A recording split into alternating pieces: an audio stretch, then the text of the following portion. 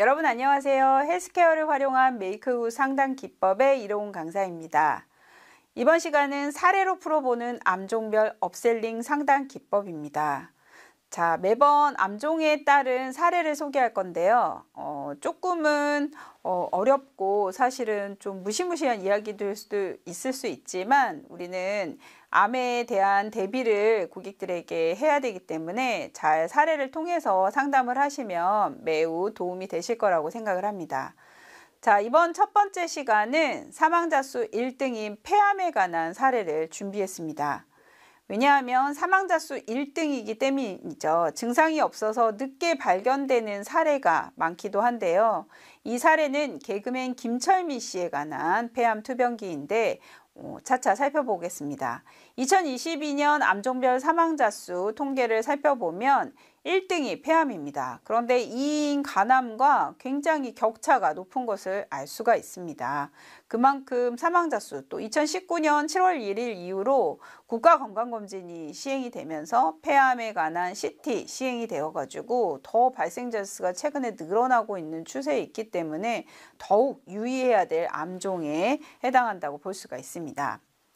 자, 이 개그맨 김철미 씨의 폐암 투병기를 좀 살펴보겠습니다. 이분이 이제 평상시에는 조금 길거리 야외 공연을 하면서 유명하셨던 분인데 폐암에 걸리고 나서 더 좀 유명해지셨어요. 왜냐하면 강아지 구충제 펜벤다졸이라는 약을 먹고 미국에서 폐암을 고쳤다는 소식을 듣고 이분도 또 그걸 시도하게 되세요. 그러면서 유튜브 촬영도 막 하시고 또 방송에도 출연을 하시고 그랬기 때문에 좀 유명해지셨는데요. 이렇게 위험한 폐암의 위험 요인은 뭐가 있을까요? 흡연, 비흡연자에 비해서 15배에서 80배가 증가하고 또 간접 흡연 또한 매우 위험 요인 중에 하나입니다. 또 직업적 요인도 중요한데요. 성면이나 단열재, 충전재, 방사선 물질, 건축자재, 또 이 외에 여러 가지 나쁜 물질들이 직업적 요인에 해당합니다. 또 환경적 요인은 디젤 연소물이나 중금속 발암물질, 또 미세먼지, WHO에서 정한 1군 발암물질에 해당됩니다. 또 유전적 요인으로는 후천적인 유전 인자, 또 가족력이 있는 경우 발병 위험이 2~3배로 높다고 되어 있습니다. 이런 위험 요인들을 또 한번 살펴봤는데 실제 사례와 얼마나 매칭이 되는지 한번 살펴보겠습니다. 개그맨 김철미 씨는 폐암을 2019년 7월에 폐암 4기 판정을 받아요. 너무 늦게 받으셨죠. 그러면서 2021년 12월에 2년 4개월간의 치료 과정을 거친 후에 사망을 하시게 됩니다. 이때 이제 강아지 구충제 펜벤다졸만 드신 게 아니고요. 표적 항암제 타그리소를 복용하셨는데 이게 폐암에서 굉장히 유명한 표적 항암제 중에 하나입니다. 왜냐하면 최근에 이제 급여가 적용되기 시작했기 때문인데요. 자, 이 타그리소는 한 알에 1회 금액이 19만 123원입니다. 30일을 드시면 570만 원, 연간 먹었다 하면 6,840만 원이 발생을 하게 됩니다. 그런데 이 고비용의 치료가 계속 비급여였다가 2024년 1월 1일에 1차 치료제로 승인을 받게 됩니다. 그동안에는 3차 치료제여가지고 1차 폐암 진단 받자마자 이제 투약을 하게 되면 다 이제 비급여로 제한이 됐고 3차 치료제는 1차에서 뭐 내성이 생기고 다른 문제가 생겼을 때 3차로 이제 제한적으로 하셨는데 지금 현재 1차 치료제로 2024년 1월 급여가 적용됐지만 제한적 급여 시행으로 고액이 발생하고 또 딱 이제 정해진 그 급여의 틀에 해당하지 않으면 비급여가 발생할 확률도 매우 높은 투약 내용입니다. 그래서 지금 제가 여기 캡처한 내용에 보면 심평원의 암질환 사용 약제 및 요법 공고된 허가초과 사용 범위를 했는데요. 여기에 보면 500여 개가 급여에 해당하지 못하는 그런 문제가 발생하고 있습니다. 우리나라는 암종별로 해당하는 허가를 받아야 되기 때문에 순차적으로 다 이제 일일이 허가를 받아야 되거든요. 그래서 비급여가 될 확률이 매우 높다는 것도 하나의 포인트입니다. 그 다음에 이분의 치료 발표한 내용을 보면 12차 항암 치료를 받으셨어요. 폐는 너무 늦게 발견됐기 때문에 폐에 대한 수술은 못했지만 5번 경추 교체 수술, 경추로 전이가 되셨겠죠. 그러니까 경추 수술을 하셨고요. 70번의 방사선 치료를 하게 됩니다. 토모테라피, 세기조절, 양성자 치료 다 받으셔요. 그러니까 국립암센터에서 치료를 받으셨으니까 지금 양성자 치료기가 국립암센터하고 삼성서울병원에만 있잖아요. 그래서 이분은 국립암센터에서 치료를 받으시게 됩니다. 또 10번의 사이버 나이프 치료를 받게 되시는데요. 사이버 나이프는 어디를 치료하는 거냐면 뇌입니다. 뇌로 이제 경추 갔다가 뇌로 전이가 되기 때문에 폐암은 또 특히 뇌로 많이 전이가 되는 암종 중에 하나입니다. 그래서 요양병원에서 암 말기 치료 중에 사망하시게 됩니다. 매우 안타까운 사례인데요. 자, 이 김철민 씨가 받으셨다는 폐암 뇌전이로 인한 방사선 수술입니다. 암 신생물, 근치, 사이버 나이프, 정의적 방사선 치료, 또 2개 내 감마 나이프 치료는 굉장히 많이 시행되는 치료입니다. 그래서 뇌로 전이가 된 경우에도 많이 하고 실제로 척추 종양이나 간, 폐 여러 움직이는 종양에도 하고 1회만 시행되는 게 아니고 여러 번 시행이 될 수가 있습니다. 그래서 우리 보장에서는 암 수술 특약에도 비관절 수술에 해당이 되고 5종 수술에도 3종 수술, 또 방사선 치료 보장 특약에서도 보장을 받으실 수가 있겠습니다. 자, 또한 2024년 6월부터는 폐암 환자 회전형 중입자 치료가 시작이 되었습니다. 현재는 연세대 신촌 세브란스 병원에서만 시행이 되는데요. 비급여 치료비로 6천만 원에서 7,500만 원, 수술을 할 수 없었던 경우나 수술보다는 훨씬 치료 효과가 좋기 때문에 부작용도 덜고 그렇기 때문에 많이 시도가 되지만 아직까지는 비급여 치료라는 점 굉장히 그래서 이에 대한 좋은 치료를 받고 또 생존율이 좋아지는 치료를 받으시려면 충분한 보장이 준비되어 있어야 한다는 점 기억을 해주시면 좋겠습니다.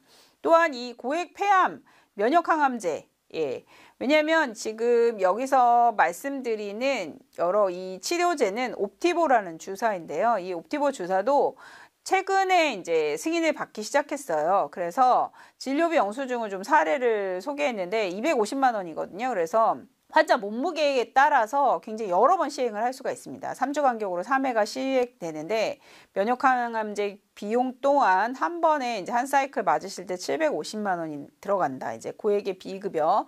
그런데 이런 아까 타그리소도 마찬가지지만 면역항암제 주사 또한 입원 치료가 불가능해요. 이 상급 종합병원에서는 입원 치료로 시행하지를 않고 통원 치료로 시행이 되기 때문에 우리 고객님들이 입원실 쏜 의료비만 있으면 충분하다 이렇게 생각하고 계시지만 다 통원 치료로 이루어지기 때문에 별도 보장을 준비하셔야 된다.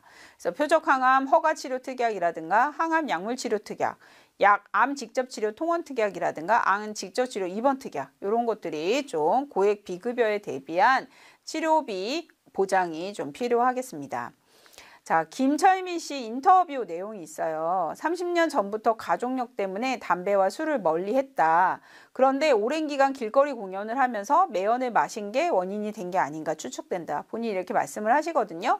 왜냐면은 가족력이 뭐냐면 아버지가 폐암으로 사망하셨고 어머니도 간암으로 사망하셨고 형도 간암으로 사망하셨습니다. 형 같은 경우에는 모창 가수, 나훈아의 모창 가수 너훈아라고 이렇게 활동을 하셨던 연예인으로 이제 나름 활동을 하셨던 분인데 이렇게 온 집안이 아마 암으로 사망을 하시다 보니까 흡연이나 음주는 안 했지만 30년 동안 그 대학로에서 길거리 야외 공연을 하신 게 지금 제가 그 폐암의 원인 중에 그 미세먼지가 1급 발암 물질이라고 말씀을 드렸잖아요. 거기에 딱 이제 적합한 그 위험 인자를 갖고 계셨던 거죠.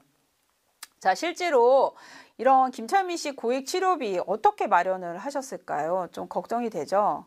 실제로 안보장을 제대로 준비를 못 하셨던 것 같아요. 동료 연예인 유재석 씨가 5천만 원을 치료비 하라고 주고 김태균 씨도 5천만 원을 치료비 하라고 줬다는 내용이 기사에 계속 떴는데 사실 우리는 유재석 김태균 같은 친구가 없잖아요. 암 걸렸다고 누가 5천만 원씩 친구가 이렇게 보태줄 수가 있겠습니까? 그러니까 여러분들도 그렇고 저도 또 우리 고객님들도 유재석 김태균 같은 친구 없으니까 보험으로 충분히 공제로 보장을 하셔야 되겠습니다. 저는 이제 이 사례를 가지고 하나하나 우리 MG 온그린 암공제의 특약을 좀 매칭해 보고 싶습니다. 자, 고액의 타그리소로 표적항암제 치료를 하셨죠. 고인 김철민 씨한테는 좀 죄송하지만 사실은 이 폐암 치료 사례가 이분의 치료 사례가 모든 우리 보장에서 다 보장이 돼요. 그러니까 여러분들이 꼭 이 사례를 기억하셔가지고 보장 매칭해서 이게 반드시 필요하구나 이렇게 좀 기억을 해주시면 좋을 것 같습니다. 고액의 타그리소 표적항암제 쓰셨죠. 그러니까 표적항암 특약 받으실 수 있습니다. 최초로 어쨌든 진단을 받으셨기 때문에 진단 관련 특약으로는 암진단 특약, 또 계속 받는 재진단 암 특약. 왜냐하면 2년 좀 넘게 하셨잖아요. 그러니까 또 뼈나 뇌, 림프 관련 특약, 또 이 전이된 경우에는 해당하지 않지만 그래도 이제 뼈, 뇌, 림프 관련 특약은 꼭 보장을 이후에 모르는 채, 폐에서 모르는 채 이제 발견되는 경우가 있기 때문에 이것도 좀 중요한 특약 중에 하나입니다. 자, 그러면 치료 관련 특약을 살펴볼게요. 첫 번째 타그리소 하셨으니까 표적항암 특약 가입하셨으면 이제 보장을 받으실 수 있겠죠. 그 다음에 70번의 방사선 치료 받으셨으니까 방사선 치료 특약도 해당이 되십니다. 그 다음에 고액의 양성자 치료 특약 있으시면 또 받으실 수 있고, 또 경치로 전이됐으니까 암수술 특약, 또 뇌로 전이됐으니까 방사선 치료하고 수술 특약 받을 수 있습니다. 또 말기 암 환자의 요양병원 허스피스 치료하셨기 때문에 이 허스피스 치료 특약까지 받으실 수 있는 겁니다. 그래서 암보장 특약만으로도 충분히 치료비 감당이 가능한 모듈이었음을 강조하셔가지고 여러분들이 보장 준비 안 하시면은 통증이나 이거에 대비하실 수가 없으니까 여러분들이 잘 설명해 주시면 좋겠습니다. 자, 그러면 마지막으로 폐암 관련하여 저희가 화법 정리해 보겠습니다. 폐암의 경우 뇌전이 되는 경우가 많은데 이때 뇌의 사이버 나이프나 감마 나이프 수술을 많이 시행하게 된다고 합니다. 예전에 폐암으로 돌아가신 개그맨 김철민 씨의 경우에도 뇌로 전이가 돼서 사이버 나이프 수술을 10여 차례나 받았다고 하는데요. 생명 유지와 진행되는 뇌 전이를 막기 위해서는 반드시 필요한 수술이지만 기억력을 잃고 인지장애가 오는 큰 부작용도 있다고 합니다. 그래서 대안으로 다른 방사선 치료들도 요즘엔 다양하게 시도되고 있다고 합니다. 김철민 씨가 드셨다는 타그리소라는 폐암의 표적항암제는 2024년 1월부터 보험급여가 적용되기 시작했고 아직도 표적항암제나 면역항암제들이 보험 적용이 되지 않는 경우가 많아 고액의 치료비가 들어갈 수 있다고 하네요. 그러니 폐암에 대한 진단 특약과 치료 관련 선택 특약들을 별도로 가입해 주시면 충분한 치료비 마련은 물론이고 든든하게 생활비도 감당하실 수 있고 사망 후 말기암 호스피스 통증 완화 특약과 암사망 특약까지 준비하신다면 가족들에게도 든든한 보장이 될 것입니다. 이렇게 사례를 가지고 설명을 해주시면 되겠는데요.